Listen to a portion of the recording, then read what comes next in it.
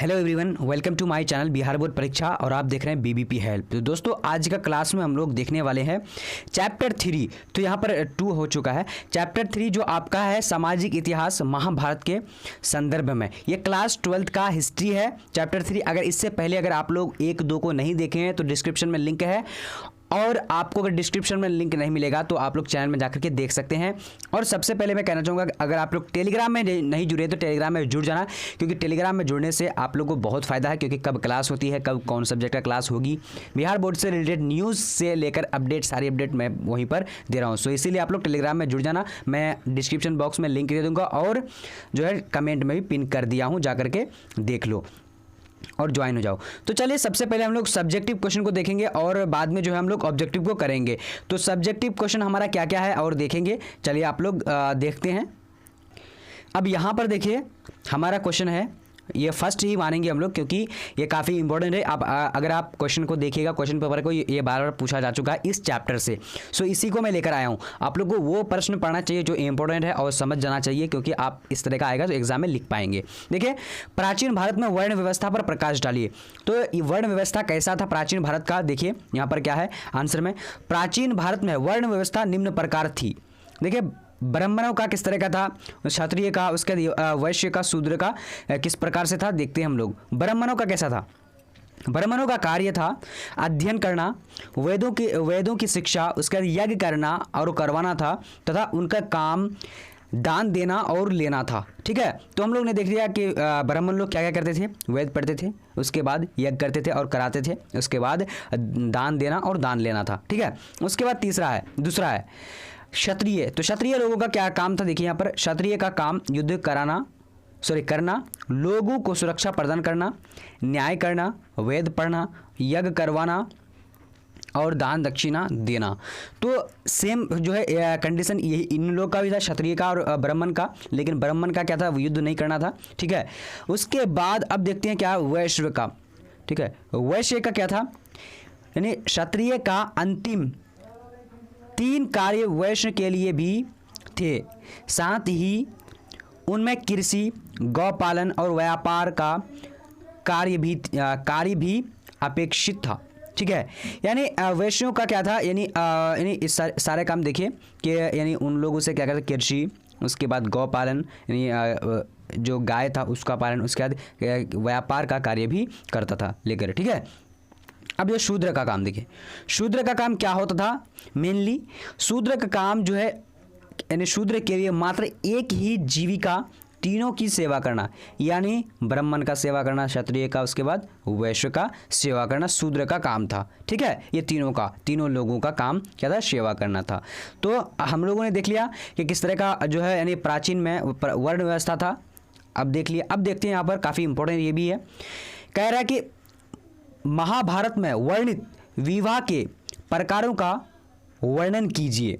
अभी हम लोग ऑब्जेक्ट भी पढ़ेंगे, आप लोग घबराइएगा नहीं, धीरे धीरे जो है देखते जाइए। और आप लोग कमेंट सेक्शन में जो है अच्छी बातें जो है कर रही है, जो ज़रूरत होती है उसको लिखिए। ठीक है, चैट में डिस्कशन मत कीजिए तो बेटर रहेगा, पढ़ाई में फोकस कीजिए। अब यहाँ पर देखिए कि महाभारत में वर्णित विवाह के 8 प्रकार के विवाह था। ठीक है, हम लोग 8 प्रकार का जो है नाम देखेंगे क्या, कि सबसे पहला क्या है दैवी विवाह, उसके बाद दूसरा है असुर विवाह, उसके बाद राक्षस विवाह, उसके बाद पैशाच विवाह, उसके बाद गंधर्व विवाह, उसके बाद क्या है कि प्रजापत्य विवाह, उसके बाद आर्ष विवाह और ब्रह्म विवाह। ठीक है, तो ये हम लोगों ने देख लिया कि 8 प्रकार का विवाह किस तरह से था। हम लोग इसको रट लेंगे इस तरह से, क्योंकि आपको क्वेश्चन पूछा जा सकता है कि 8 विवाह का नाम लिखे, तो आप लोग इस तरह से देख सकते हैं। ठीक है, चलिए अब देखेंगे अगला हम लोग क्वेश्चन को।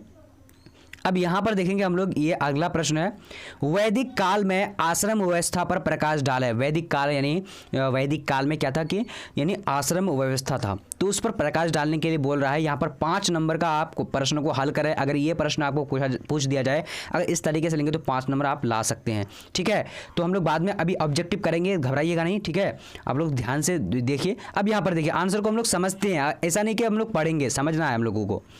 उत्तर वैदिक काल में वर्ण व्यवस्था के साथ साथ आश्रम की भी व्यवस्था होती थी।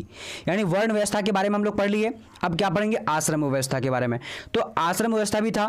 ठीक है, भारतीय समाज के अंग बनाई गई थी, यानी भारतीय समाज के अंग बनाई गई थी। मनुष्य का आयु 100 वर्ष मानकर, पहले क्या थी 100 वर्ष जो है हर मनुष्य का आयु को माना जाता था, ठीक है। उसके बाद जो 100 वर्ष मानकर क्या करता था कि आश्रम के लिए यानी 25 वर्ष की समाज अवस्था जो है निश्चित की गई थी। 25 वर्ष का जो अवस्था यानी 25 वर्ष आप ये काम करिए, 25 वर्ष आप वो काम करिए, अभी हम लोग देखेंगे, ठीक है। तो कौन कौन काम करने के लिए बोला जाता है देखिए यहाँ पर। तो इन यानी 25 चौक 100 यानी 25 साल करके एक कार्य कर सकते हैं एक आदमी। तो क्या क्या कर सकते थे, यानी चार साल यानी 4 बार में जो है इंसान जो है यहाँ पर जो है सोचते थे कि 25 चौक 100 यानी 4 काम करना है अगर कोई इंसान आया है तो, ठीक है, इस आश्रम में आया है तो।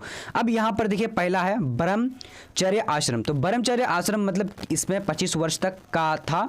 इस आश्रम में क्या होता था कि व्यक्ति अपने गुरु के आश्रम में रहकर ब्रह्मचर्य का पालन करते हुए विद्या ग्रहण करता था। यहाँ पर जो ब्रह्मचर्य का पालन करके क्या करता था, आश्रम में रह करके जो है वो विद्या ग्रहण करता था 25 वर्ष तक। उसके बाद 25 वर्ष के बाद क्या करता, गृह अवस्था यानी घर का काम जो करना शुरू कर देता था। 25 वर्ष से 50 वर्ष तक क्या करता था, अपनी शिक्षा समाप्त करने के बाद व्यक्ति विवाह करके जो है गृहस्थ धर्म का पालन करता था, यानी वो घर का कार्य करके जो है वो धर्म का पालन भी करता था, ठीक है। उसका तीसरा यानी एक कब से 25 से 50 वर्ष तक। उसके बाद फिर तीसरा लेवल आता है। तीसरा लेवल में क्या करता है, यानी 50 से 75 वर्ष तक क्या करता था, इस आश्रम में व्यक्ति तो सांसारिक चिंताओं में मुक्त होकर तथा जंगल में रहकर एकांत स्थान में आत्मचिंतन तथा जीवन की गूढ़ बातों पर ध्यान करता था। यानी वो क्या करते थे कि जब 50 वर्ष हो जाता था उसके बाद वो क्या करते थे कि सांसारिक चिंताओं से मुक्त होने, नहीं दुनिया में जितने सारे जो है टेंशन था उसको मुक्त हो जाता था और वो अपने आत्मचिंतन या आत्म के प्रति जो सोचना शुरू कर देता था, ठीक है। उसके बाद 75 से 100 वर्ष तक ये क्या करता है, ये अंतिम आश्रम था, ठीक है। इसमें व्यक्ति अपनी कुटी को छोड़कर यानी अपने घर को छोड़ करके वो अपने आश्रम को छोड़ करके क्या करता था कि सन्यासी बन जाता था, यानी जंगलों में चले जाते थे। उसके बाद वो एक और कठिन तप द्वारा मुक्ति मोक्ष की कामना करता था, यानी भगवान की पूजा के में लीन हो जाती थी और वो जो मोक्ष प्राप्त करता था, मोक्ष मांगता था, ठीक है। इस यानी 75 से 100 वर्ष तक। तो ये शायद आप लोग को समझ में आ चुका होगा अच्छी तरीके से, ठीक है। अब हम लोग चलते हैं अगला प्रश्न की ओर, देखेंगे हम लोग अगला प्रश्न। अब हम लोग देखेंगे अगला प्रश्न हमारा, बौद्ध संगीति क्यों बुलाई गई। उसके बाद क्या है कि बौद्ध संगीति का क्या महत्व है। देखिए बौद्ध संगीति जो 4 बौद्ध संगीति हुई थी 4 जगह में हुई थी, तो इसका करने का क्या मतलब था, क्या मकसद था, क्यों होता था। तो हम लोग देखते हैं कि महात्मा बुद्ध के मृत्यु के पश्चात बौद्ध धर्म के अनुयायियों में मतभेद एवं आंतरिक संघर्ष हो गई थी। यानी जब बौद्ध की जो है मृत्यु हो गई थी तो क्या हुआ कि उसके जो मानने वाले थे उनमें काफ़ी जो है बकझक हो गई, झगड़ा हो गई, जिससे जो है काफ़ी जो है तनाव फैल गया था, यानी बौद्ध धर्म पर जो है काफ़ी जो है संकट रही थी, ठीक है। तो इस संघर्ष को समाप्त करने के लिए समय समय पर क्या करता था कि बौद्ध समिति, जो बौद्ध के मानने वाले थे उन समिति जो बनाई गई थी, तो उन लोग क्या करते थे कि चलो जो है अगर हमारे धर्म में के बीच जो है काफ़ी गड़बड़ चल रही है जिससे लोग जो है इसमें विश्वास नहीं कर पाते हैं, इसको नहीं जान पाते, तो हम लोग क्या करेंगे, बौद्ध संगीति करेंगे जिसमें सब बौद्ध के बारे में बताएंगे और क्या है कि लोगों को जो है आपस में मिलजुल कर क्या जो है बौद्ध धर्म का क्या क्या जो है नियम है जो आप इस धर्म को रहकर पालन करेंगे तभी जो है आप एक जो है यानी अच्छे इंसान कहलाएंगे। तो ये यानी बौद्ध धर्म में क्या थी, बौद्ध संगीति इसीलिए किया जाता था, यहाँ पर जो लोगों को समझाया जाता था कि किस तरीके से जो है रहना चाहिए, किस तरीके से हमारे धर्म में बोला गया है। तो ये सारे चीज़ को जानने के लिए बौद्ध संगीति कराया जा रहा था, ठीक है। तो हम लोगों ने समझ चुका है कि बौद्ध संगीति क्यों कर रहे थे, इसका क्या महत्व था। तो महत्व यही था कि अगर आसपास में जो झगड़ा हो जाती थी बौद्ध धर्म के अंदर या फिर कुछ अनबन हो जाती थी, जिसको जो सुधारने के लिए क्या करते थे, तो यानी बौद्ध संगीति किया करते थे, ठीक है।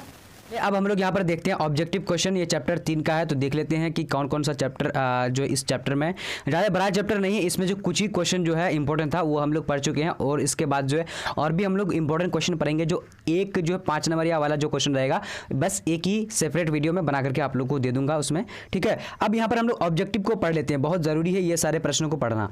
देखते हैं क्वेश्चन नंबर 1 को। ठीक है, हमारा क्वेश्चन यहाँ पर क्या आ रहा है, कह रहा है कि मनुस्मृति के रचयिता कौन थे। तो मनुस्मृति के रचयिता कौन थे, तो हमारा राइट आंसर यहाँ पर देखिए वेद व्यास है, वाल्मीकि है, उसके बाद मनु है, उसके बाद याज्ञवल्क्य है। तो राइट आंसर क्या हो जाएगा, सी नंबर यानी मनु राइट आंसर हो जाएगा। मनुस्मृति का रचयिता कौन है, मनु है। ठीक है, अब आगे देखेंगे क्वेश्चन नंबर 2 को। तो 2 नंबर देखिए क्या बोला जा रहा है, कह रहा है कि मनुस्मृति में कितने प्रकार के विवाह का उल्लेख मिलता है। तो मनुस्मृति में कितने प्रकार का विवाह का उल्लेख मिलता है, आपका ऑप्शन है क्या है, ए है 4, उसके बाद 6, उसके बाद 8, उसके बाद 9। तो क्या हो जाएगा यहाँ पर राइट आंसर कौन सा हो जाएगा, तो दूसरा नंबर का राइट आंसर हो जाएगा यानी सी नंबर, 8 प्रकार का विवाह का उल्लेख मिलता है। ठीक है, चलिए अब आगे देखेंगे। यहाँ पर क्वेश्चन आ चुकी है, देखिए ये क्वेश्चन जो है रिपीट हो चुका है, तो आप लोग देख लीजिए, इसको दोबारा से रिपीट कर दिए हैं तो कोई बात नहीं है। ठीक है, पढ़ लीजिए, क्योंकि ये प्रश्न इस तरह का भी पूछा जा सकता है, क्योंकि मनुस्मृति में कितने प्रकार का विवाह कर लेगा, तो 8 प्रकार का राइट आंसर हम लोग देख लेते हैं। ठीक है, चलिए अब यहाँ देखेंगे क्वेश्चन नंबर 4 नंबर क्वेश्चन क्या है कि महाभारत का युद्ध कितने दिनों तक चला था। महाभारत का जो युद्ध चला था वो कितने दिनों तक चला था, 15 दिन, 16 दिन, 17 दिन, 18 दिन। तो राइट आंसर क्या हो जाएगा, डी नंबर यानी 18 दिन तक चला था। ठीक है, चलिए अब आगे देखेंगे। यहाँ पर आ चुके क्वेश्चन नंबर 5 नंबर, क्या बोला जा रहा है 5 नंबर, कह रहा है कि महाभारत किसने लिखा है। महाभारत जो है किसने लिखा है, तो इसका राइट आंसर कौन सा हो जाएगा, देख लीजिए, हमारे वाल्मीकि है, उसके बाद मनु है, उसके बाद कैटिल है, उसके बाद वेदव्यास है। तो कौन सा राइट आंसर हो जाएगा, जल्दी जल्दी आप लोग जल्दी बताइए। तो यहाँ पर राइट आंसर जो हो जाएगा यानी 5 नंबर का, चलिए तो D number Vedvyas right answer क्या हो जाएगा, वेदव्यास हो जाता है। ठीक है, चलिए अगर आप हमारे कोर्स के बारे में नहीं जानते तो कोर्स के बारे में मैं बता दे रहा हूँ कि कोर्स में कंप्लीट जो है आर्ट्स की पूरी तैयारी कराई जाती है। ठीक है, और वहाँ पर आपको PDF notes, important question practice set, test series, model paper, guest paper, सारा चीज़ जो है प्रोवाइड किया जाएगा। एग्जाम से पहले जो कंप्लीट तैयारी करा दी जाएगी। ठीक है, और आपको कॉन्फिडेंट भी हो जाएगा। तो हमारे कोर्स को अगर लेना चाह रहे तो इस नंबर पर कॉल करके आप लोग पूछ सकते हैं। ठीक है, 879032888689 पर इस नंबर पे जो है आप लोग कॉल करके पूछ सकते हैं कोर्स के बारे में, अगर आप इच्छुक हैं पढ़ने में, अगर आप तब। देखिए यहाँ पर क्या है, क्वेश्चन नंबर 6, महाभारत और पुराण में मथुरा के शासक वंश को कहा गया है। क्या कहा गया है, ऑप्शन में पुरु है, उसका क्या कि तुर्वस है, उसका यदु कहा गया है, या फिर इनमें से सभी कहा है। तो क्या कहा गया है, तो 6 नंबर का राइट आंसर हमारा क्या हो जाएगा, तो राइट आंसर जल्दी जल्दी आप लोग बोलिए। तो कहा जो गया है, यदु कहा गया है। ठीक है, राइट आंसर सी नंबर हो जाएगा। अब देखते हैं आगे की और क्वेश्चन नंबर 7 को देखेंगे। क्या बोला जा रहा है, कह रहा है कि प्राचीन भारत के महाकाव्य का नाम है। प्राचीन भारत के महाकाव्य का नाम क्या है, तो 7 नंबर का राइट आंसर हमारा क्या हो जाता है। तो आप लोग जल्दी जल्दी जवाब देने की कोशिश करिए। 7 नंबर का क्या हो जाएगा, तो 7 नंबर का राइट आंसर ए नंबर हो जाएगा, यानी महाभारत राइट आंसर हो जाएगा। ठीक है, यानी प्राचीन महाकाव्य का नाम किस, यानी प्राचीन महाकाव्य किसको कहा जाता है, तो महाभारत को प्राचीन महाकाव्य कहा जाता है। ठीक है, चलिए अब यहाँ पर देखिए, ये चैप्टर में ज़्यादा जो है इतना आप लोग कन्फ्यूजन नहीं होंगे, क्योंकि यहाँ पर जो है आप अच्छे तरीके से जो है, अगर आप महाभारत के बारे में अगर जानते हैं या मूवी वगैरह अगर देख ली हैं तो आपको बहुत अच्छी तरीके से जो है इस चैप्टर को समझ में आएगा। अगर नहीं देखे तो रामायण मूवी देख सकते हैं। ठीक है, महाभारत रामायण, ठीक है, आप देख लेना। ठीक है, अब यहाँ पर देखिए रामायण की रचना किसने की, तो रामायण की जो रचना की है वो किसने की है, तो वाल्मीकि ने की है। ठीक है, चलिए अब देखेंगे आगे की और हमारा क्वेश्चन आ चुकी है 9 नंबर। क्या बोला जा रहा है, कह रहा है कि दुर्योधन की माँ कौन थी। तो दुर्योधन की माँ कौन थी, आपका ऑप्शन है गंधारी, उसके बाद है कुंती, उसके बाद माद्री, उसके बाद क्या है सत्यवती। तो इसका राइट आंसर क्या हो जाएगा, आप लोग जल्दी जल्दी जवाब दीजिए फटाफट तेजी से। चलिए तो राइट आंसर यहाँ पर जो हो जाएगा ए नंबर हो जाएगा, यानी गंधारी राइट आंसर हो जाएगा। दुर्योधन की माँ कौन थी, गंधारी थी। ठीक है, चलिए अब आगे देखेंगे। तो यहाँ पर आ चुके हमारा क्वेश्चन 10 नंबर। क्या बोला जा रहा है, दुर्योधन की ओर से कौरव और पांडव युद्ध में शामिल थे। तो दुर्योधन की ओर से कौरव पांडव युद्ध में शामिल थे, तो कौन कौन शामिल थे, तो इसका राइट आंसर क्या हो जाएगा, तो 10 नंबर का जो राइट आंसर हो जाता है यानी डी नंबर हो जाएगा, यानी क्या हो जाएगा Bhishma, right answer D number हो जाएगा। ठीक है, भीष्म। अब देखेंगे आगे की ओर। तो यहाँ पर हमारा क्वेश्चन आ चुके 11 नंबर। क्या बोला जा रहा है, कह रहा है कि भीष्म की पत्नी थी। तो भीष्म यहाँ पर द्रौपदी भी हो जाएगा, उसके बाद हिडिंबा भी हो जाएगा। ठीक है, तो ये देखिए इसका जो दूसरी पत्नी का नाम था यानी द्रौपदी था। ठीक है, तो यहाँ पर 2 यानी ऑप्शन दिया हुआ है। ठीक है, तो यहाँ पर राइट आंसर क्या हो जाएगा, अगर आपको बस ओनली फॉर अगर एक ही रहेगा तो हिडिंबा हो जाएगा, क्योंकि पहली पत्नी हिडिंबा थी। ठीक है, चलिए अब यहाँ पर देखिए क्वेश्चन नंबर आ चुकी है, गांडीव क्या था? तो गांडीव जो तो क्या था, देखिए अर्जुन का भाई या फिर अर्जुन का पुत्र या फिर अर्जुन का धनुष या फिर अर्जुन का मित्र। तो राइट आंसर क्या, सी नंबर यानी अर्जुन का धनुष था। ठीक है, चलिए अब आगे देखते हैं क्वेश्चन नंबर 13 यहाँ पर आ चुकी है। क्या बोला जा रहा है, कह रहा है कि युद्ध भूमि में अर्जुन के सामने की सेना में कौन था? तो अर्जुन के सामने की सेना में कौन था? देखिए क्या है, द्रोणाचार्य है, उसके बाद क्या है कि भीष्म पितामह है, उसके बाद क्या है कि दुर्योधन, उसके बाद उपयुक्त सभी। तो 13 नंबर का हमारा राइट आंसर क्या हो जाएगा? तो आप लोग जवाब दे सकते हैं अगर जानते हैं तो। ठीक है, तो 13 नंबर का राइट आंसर डी नंबर हो जाएगा, उपयुक्त सभी हो जाएगा। ठीक है, चलिए अब देखते हैं आगे की और। क्वेश्चन नंबर आ चुके 14 नंबर। क्या बोला जा रहा है, गीता में उपदेश दिया गया है। तो गीता में किसका उपदेश दिया गया है? देखिए, करो मरो या फिर भविष्य की चिंता ना मत करो या फिर कर्म फल हमारे हाथ नहीं है या फिर उपयुक्त सभी। तो इसका राइट आंसर क्या हो जाएगा? 14 नंबर का डी नंबर यानी उपयुक्त सभी हो जाएगा। ठीक है, चलिए अब आगे देखते हैं। क्वेश्चन नंबर 15 यहाँ पर क्या आ चुकी है। क्या बोला जा रहा है, कह रहा है कि गोत्र किसका सूचक है? तो गोत्र जो है किसका सूचक, गोत्र हम लोग किसको कहेंगे? जैसे कि एक जो लड़की होता है तो वो पहले जो अपना बाप के अगर इसमें रहता तो उसका बाप का गोत्र होता था। ठीक है, जैसे हम लोग अभी नाम अलग अलग नाम जोड़ते हैं, उसी तरह से जब यानी जब स्त्री की शादी हो जाती है तो उसके बाद जो है वो पति का गोत्र में धारण हो जाता है। तो ये गोत्र उसी को हम लोग कहते हैं। ठीक है, तो गोत्र जो है एक जैसे नाम अलग हो जाता है उसका। तो इसका राइट आंसर क्या हो जाएगा? 15 नंबर का। तो 15 नंबर का राइट आंसर है ए नंबर यानी प्रत्येक उपजाति के सामान्य पूर्वज। ठीक है, यह राइट आंसर ए नंबर हो जाएगा। अब आगे देखते हैं। क्वेश्चन नंबर यहाँ पर आ चुके हैं। क्या है कि 16 नंबर क्या बोला जा रहा है, कह रहा है कि अर्जुन किसके शिष्य थे? तो अर्जुन किसके शिष्य थे? भीष्म के या फिर वधूर के या फिर क्या है कि द्रोणाचार्य या फिर भीष्म के। तो इसका राइट आंसर 16 नंबर का क्या हो जाएगा?